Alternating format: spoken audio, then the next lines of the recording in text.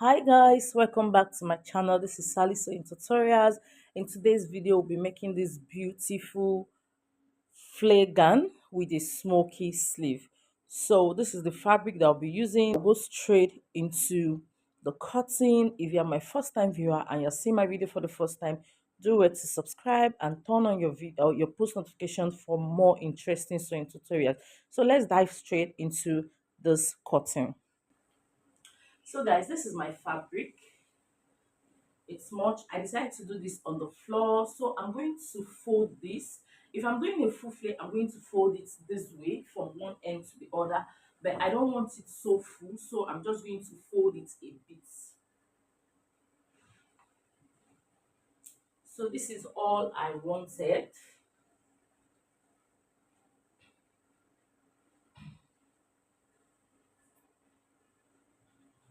So this is how I'm folding it, so it didn't get to the end, so at least this is something that is out of the flare and it's still going to give us what we wanted.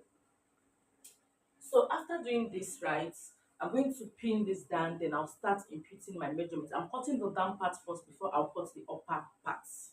So guys, here is the measurements that I'll be needing. So our full gown length, this my client is very tall, so our full gown length is 62 inches.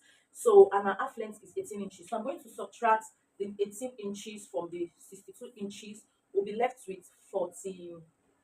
We'll be left with 44 inches. So this down part is going to be 44 inches, but we're going to put our hemming allowance at the down part and our sewing allowance at the upper part into consideration. So I'll be using 1 inch for the hemming allowance at the down part and half an inch for the upper part. So giving us a total of 1.5 inches. I'm going to add it. So we'll be using 45.5 inches to cut this down part.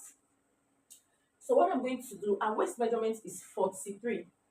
So I'm going to do this. So 43 divided by 2, we have 21.5. So this is the front part I'm cutting first and it's on fold. So I'm still going to divide that 21.5 into 2. So we'll be left with 10 and 3/4. So that is what we're going to do.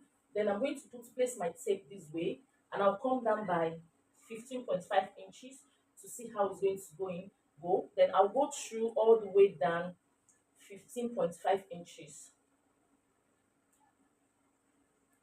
So I'm going to connect this mark I've done to each other. Then I'll place my tape to see if I'm going to get what I needed. Yes. So I have a total of 12 inches here. By the time I subtract the waist of 10 and 3/4 inches, we'll be left with the remaining one is going to be our sewing allowance.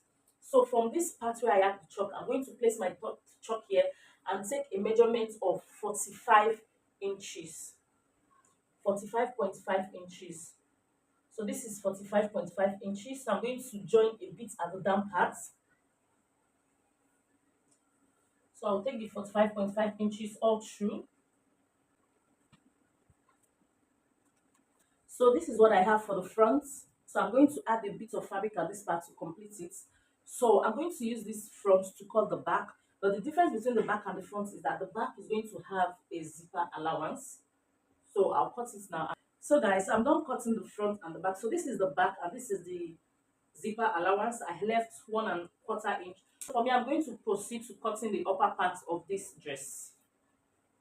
So guys, I'm going to start cutting the upper body. I'm cutting the front first. It's folded into two. So this is my starting point where I rule the chalk. I don't know if you can see it is a yellow chalk.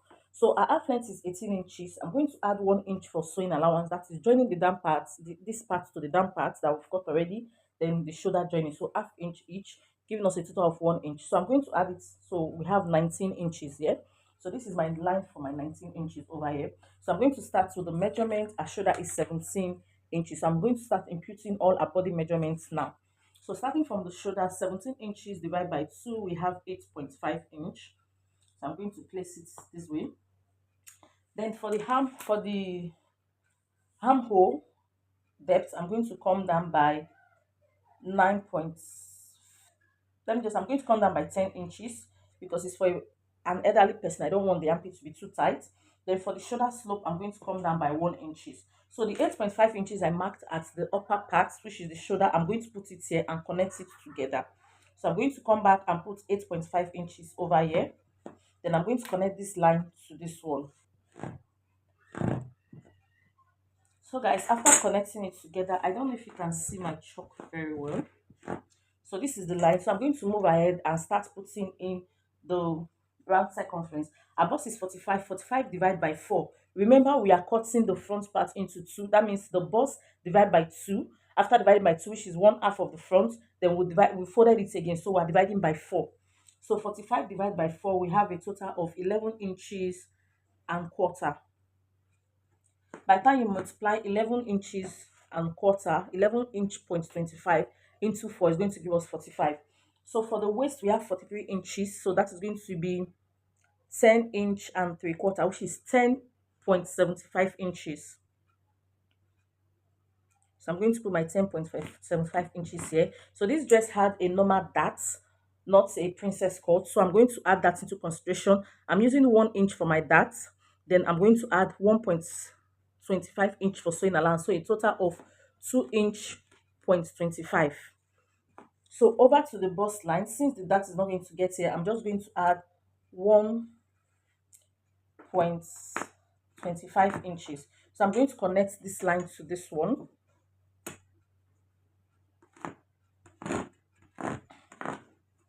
So after connecting this, you can decide to, because this my cloth is going to have a zipper and it's a bit stretchy, so I'm not adding any allowance for ease because there's a zipper at the back. So for instance, if you want to make this style without a zipper at the back, you can add 75 inches, like 0.75 inches for ease at each part of the dress. But I have a zipper. So for the neck opening, do the neck width as I'm going to take my neck width as 4.5 inches. Then my neck depth, I'm going to come down by 4.25 inches. So 4.5, 4.25 inches.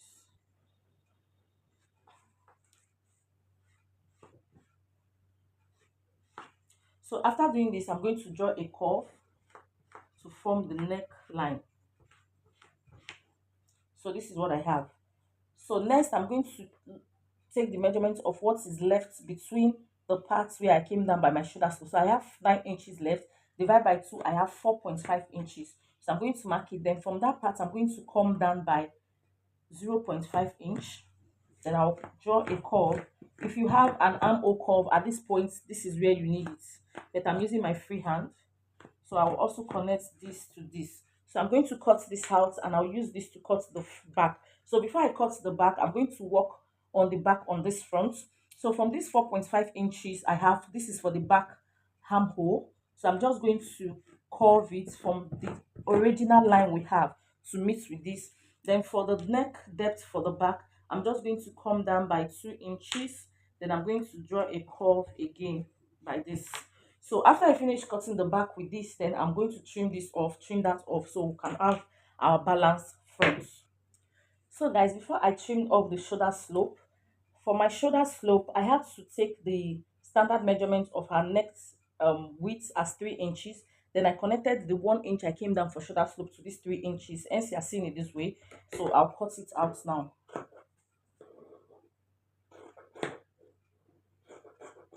So like I said, I'm going to use this as a pattern to cut the back before I adjust it for the front. So guys, this is my front and this is my back. So this is the zipper allowance for the back. So I left a total of 1 inch point 25, which is 1.25 inches. So for the back, what I'm going to do, but before I do that, for the back, what I'm going to do, I'm just going to come up at the back by 0.75 inches, not up to 2 inches, not up to 1 inch. So I'm going to slope this and meet to this part.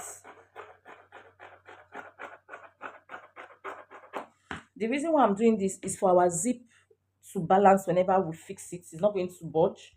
So that is why I'm doing this. So what I'm going to do next is to notch where my dart is going to be. So the standard measurement for taking your dart is 4 inches. So this is the midpoint, like the center front. I'll just place my tape and this is my 4 inches.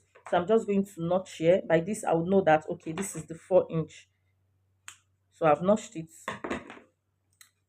Then for the dart at the front, you take place your tape at the upper part of your shoulder, then you mark 12.5 inches. So this is it. So you have to take 4 inches. So this is the standard formula for taking your darts. This is the standard formula. No matter the size of the person, it remains the same. So this is where our dart is going to start at the front to this part. So what I'm going to do now, I'm going to notch my dart for the back also. Remember, I left 1 inch and 25, 1.5 inches for zipper allowance. I'm going to add that to the 4 inches. So we have 5 inch point 25, which is and quarter. So this is where my dart is going to be at the front. So I'm going to at the back, sorry, I'm going to notch it also. And for the back dart, what I'm going to do, you take your tape again, place it at the tip of the fabric, then you come down by 9.5 inches. So here I'm going to come measure 5 inch and quarter. So you connect this to this one. So we are done for the back. So moving back to the front, I'm going to bring the front back. Remember, we've not adjusted the neckline properly. So I'm going to bring the front back. I'm going to cut out the neckline